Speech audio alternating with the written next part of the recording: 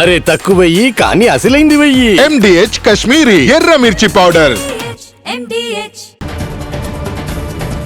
ఇవాళ నాగర్ కర్నూలు జిల్లాలో సీఎం రేవంత్ రెడ్డి పర్యటిస్తారు. ఉదయం 11 గంటలకు మాచారంలో 12,600 కోట్లతో ఇందిరా సౌరగిరి జల వికాస పథకానికి శ్రీకారం చుడతారు. ఆయన లబ్ధిదారులకు సోలార్ పంప్ సెట్స్ పంపిణీ చేస్తారు. మాచారంలో సీతారామాంజనేయ గుడిని దర్శించుకుంటారు సీఎం. ఆ తరువాత మాచారంలో ఏర్పాటు చేసిన బహిరంగ సభలో ప్రసంగిస్తారు. సభ తరువాత సొంతూరు కొండారెడ్డిపల్లికి వెళ్తారు సీఎం రేవంత్. గుల్జార్ హౌస్ అగ్ని ప్రమాదంపై విచారణకు ఆదేశించారు సీఎం రేవంత్ రెడ్డి. ప్రమాదం జరగడానికి గల కారణాలపై లోతుగా దర్యాప్తు చేయాలంటూ అధికారులకు సూచించారు. క్షతగాత్రులకు మెరుగైన వైద్యం అందించాలని చెప్పారు. భవిష్యత్తులో ఇలాంటి దుర్ఘటనలు జరగకుండా చర్యలు చేపట్టి ప్రజల్ని అప్రమత్తం చేయాల్సిన అవసరం ఉందన్నారు ముఖ్యమంత్రి. అగ్ని ప్రమాదంలో 17 మంది మృతి చెందడం బాధాకరమన్నారు సీఎం రేవంత్ రెడ్డి. బాధిత కుటుంబాలతో ఫోన్లో మాట్లాడి పరామర్శించారు ఆయన. బాధిత కుటుంబాలకు ప్రభుత్వం అండగా ఉంటుందని భరోసా ఇచ్చారు. మృతుల కుటుంబాలకు ప్రభుత్వం తరపున 5 లక్షల చొప్పున ఎక్స్గ్రేషియా ప్రకటించారు. మంటల్లో చిక్కుకున్న బాధితుల్ని కాపాడడంలో ఫైర్ సిబ్బంది శక్తియుక్తులు ప్రదర్శించారన్నారు CM. Welcome to Saptagiri NPS University. Admissions open for BE, BCA, MBA and MCA for the academic year 2025-26. Enroll now. రేపు ఏపీ కేబినెట్ భేటీ జరగనుంది. సంక్షేమ పథకాలపై కీలక నిర్ణయం తీసుకోనుంది మంత్రిమండలి.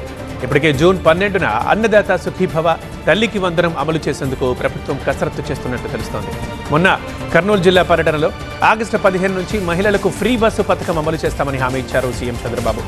ఈ పథకాల అమలు, పలు విషయాలపై రేపటి కేబినెట్ భేటీలో చర్చించే అవకాశం ఉంది.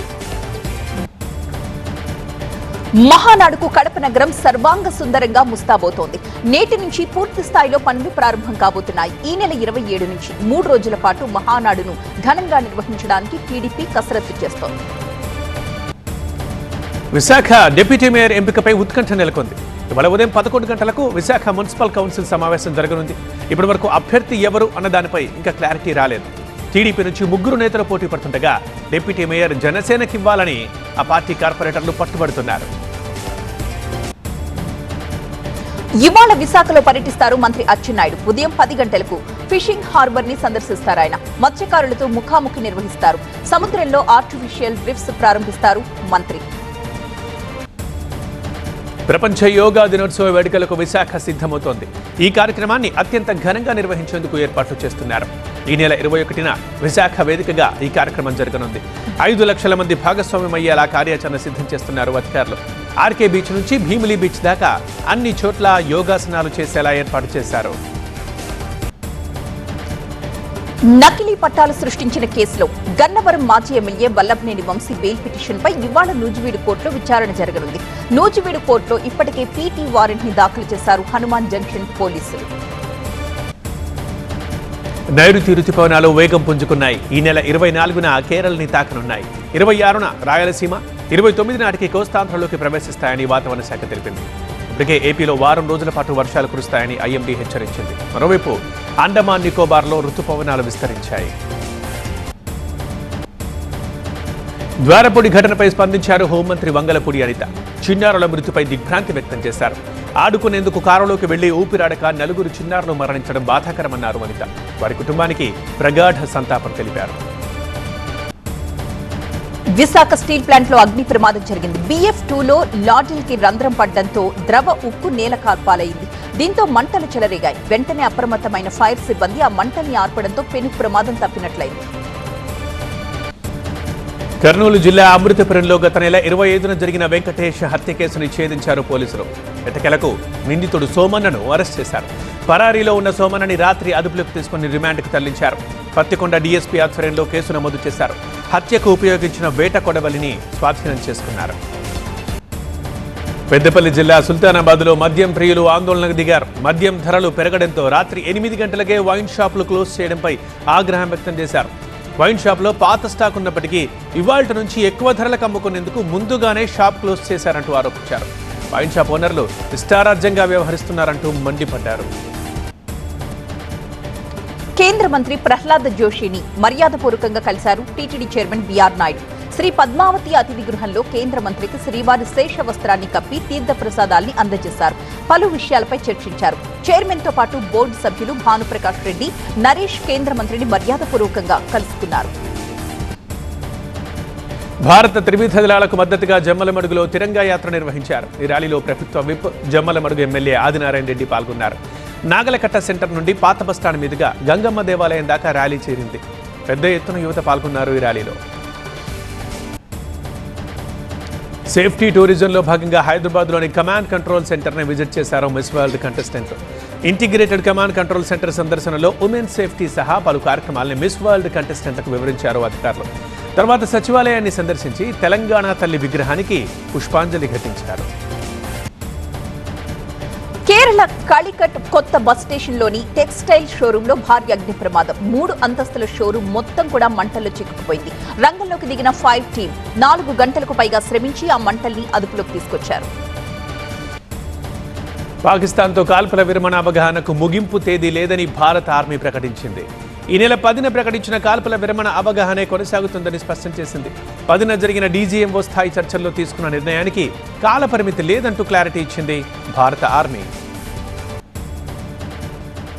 బహుజన్ సమాజ్ పార్టీ అధినేత్రి మాయావతి కీలక నిర్ణయం తీసుకున్నారు. తన మేనల్లుడు ఆకాష్ ఆనంద్ కు మరోసారి కీలక బాధ్యతల్ని అప్పగించారు. బీఎస్పీ చీఫ్ నేషనల్ కోఆర్డినేటర్ గా ఆకాష్ ఆనంద్ నియమిస్తూ మాయావతి నిర్ణయం తీసుకున్నారు. ప్రశాంత్ కిషోర్ కి చెందిన జన్ సురాజ్ పార్టీలో చేరారు కేంద్ర మాజీ మంత్రి ఆర్సీపీ సింగ్. బీహార్ని అభివృద్ధి చెందిన రాష్ట్రంగా మార్చడానికి తామిద్దరము కలిసి పనిచేస్తామన్నారు సింగ్.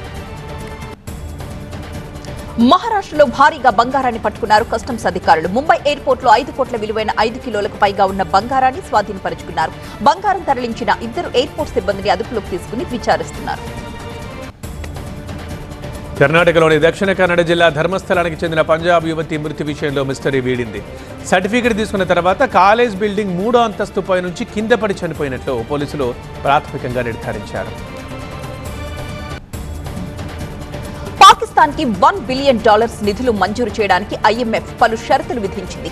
భారత్ తో ఉద్రిక్తతలు ఇంకా పెంచుకోవడం వల్ల పాక్కే ఎక్కువ సమస్యలు వస్తాయని సూచించింది. సినిమా ఇండస్ట్రీలో మరో ఆసక్తికరమైన పరిణామం. జూన్ 1 నుంచి థియేటర్లు బంద్ చేయాలంటూ తెలుగు రాష్ట్రాల ఎగ్జిబిటర్లు సంచలన నిర్ణయం తీసుకున్నారు. ఈ మేరకు ఫిల్మ్ ఛాంబర్లో జరిగిన సమావేశంలో ఈ నిర్ణయం తీసుకున్నారు. ఈ మీటింగ్కి తెలుగు రాష్ట్రాలకు చెందిన 60 మంది ఎగ్జిబిటర్లు హాజరయ్యారు. అందులో సురేష్ బాబు, దిల్ రాజు లాంటి అగ్ర నిర్మాతలు కూడా ఉన్నారు. దిగ్గజ దర్శకుడు మణిరత్నం ఇన్నేళ్ల కెరీర్లో ఒకే ఒక్క తెలుగు సినిమా చేశారు. 1989లో నాగార్జున హీరోగా నటించిన గీతాంజలి. దాని తర్వాత మళ్ళీ తెలుగులో సినిమా చేయలేదు. అయితే ఇన్నాళ్లకు మళ్ళీ ఒక తెలుగు సినిమా చేయడానికి సిద్ధమవుతున్నారు ఈయన. నవీన్ పులిశెట్టి హీరోగా మణిరత్నం దర్శకత్వంలో ఒక ప్రేమ కథ రాబోతోంది అన్న ప్రచారం జరుగుతోంది. కొన్నాళ్లుగా షూటింగ్స్ కి దూరంగా ఉన్నారు ప్రభాస్. ఈ మధ్య ఇండియాకు వచ్చేసారు ఈయన. దాంతో మళ్లీ షూటింగ్స్ మొదలవుతున్నాయి. మే 20 నుంచి ఫౌజీ కొత్త షెడ్యూల్ మొదలు కాబోతోంది. మే 26 నుంచి ప్రభాస్ కూడా షూటింగ్ లో జాయిన్ కాబోతున్నారు. దీంతో పాటు రాజా సాబ్ డబ్బింగ్ కూడా పూర్తి చేసే పనిలో ఉన్నారు రెబల్ స్టార్. నవీన్ చంద్ర, రాశి సింగ్, కాజల్ చౌదరి హీరోయిన్లుగా మందలపు శివకృష్ణ నిర్మిస్తున్న తొలి చిత్రం కరాలి. ఈ సినిమాకి రాకేష్ పుట్టా డైరెక్టర్. ఈ సినిమాకి సంబంధించిన పూజా కార్యక్రమాలు జరిగాయి. నిర్మాత సాహు గారపాటి చీఫ్ గెస్ట్ గా హాజరయ్యారు. చిత్ర యూనిట్కి సాహు స్క్రిప్ట్ ని అందజేశారు. పంజాబ్ కింగ్స్ ప్లే ఆఫ్స్ కు చేరింది. రాజస్థాన్ రాయల్స్ తో జరిగిన మ్యాచ్ లో ప్రత్యర్థిని 10 పరుగుల తేడాతో ఓడించింది. మొదట బ్యాటింగ్ చేసిన కింగ్స్ నెహల్ బథెరా, శశాంక్ సింగ్ రాణించడంతో 20 ఓవర్లలో 219 పరుగులు చేసింది. రికార్డ్ ఛేదనలు రాజస్థాన్ నిర్ణీత ఓవర్లలో 7 వికెట్ల నష్టానికి 209 పరుగుల వద్దే ఆగిపోయింది. ధ్రువ్ జురెల్, యశస్వి జైస్వాల్, వైభవ్ సూర్యవంశీ దూకుడుగా ఆడినా కూడా ఆఖర్లో తడబడ్డ ఆ జట్టు మూల్యం చెల్లించుకోక తప్పలేదు. కింగ్స్ గెలుపులో కీలక పాత్ర పోషించిన స్పిన్నర్ హర్ప్రీత్ బ్రర్కు man of the match award దక్కింది. 11 ఏళ్ల తరువాత పంజాబ్ ప్లే ఆఫ్ కు చేరుకుంది. ఐపీఎల్లో మాజీ ఛాంపియన్ గుజరాత్ టైటాన్స్ దుమ్ము రేపింది. ఢిల్లీ క్యాపిటల్స్తో జరిగిన మ్యాచ్లో జట్టు 10 వికెట్ల తేడాతో భారీ విజయం సాధించింది. ఈ సీజన్లో ప్లే ఆఫ్స్ చేరిన తొలి జట్టుగా నిలిచింది. క్యాపిటల్స్ నిర్దేశించిన 200 పరుగుల ఛేదన్ని టైటాన్స్ 19 ఓవర్లలోనే దంచేసింది. సాయి సుదర్శన్ సెంచరీ చేయగా శుభ్మన్ గిల్ అర్ధ సెంచరీతో అదరగొట్టారు. కేటు 3 వికెట్ల నష్టానికి 109 పరుగులు చేసింది. టైటాన్స్ జట్టుతో పాటు పంజాబ్, బెంగళూరు ప్లే ఆఫ్స్ చేరాయి. అరే తక్కువయ్యి కానీ అసలైంది వెయ్యి. MDH కాశ్మీరీ ఎర్ర మిర్చి పౌడర్. MDH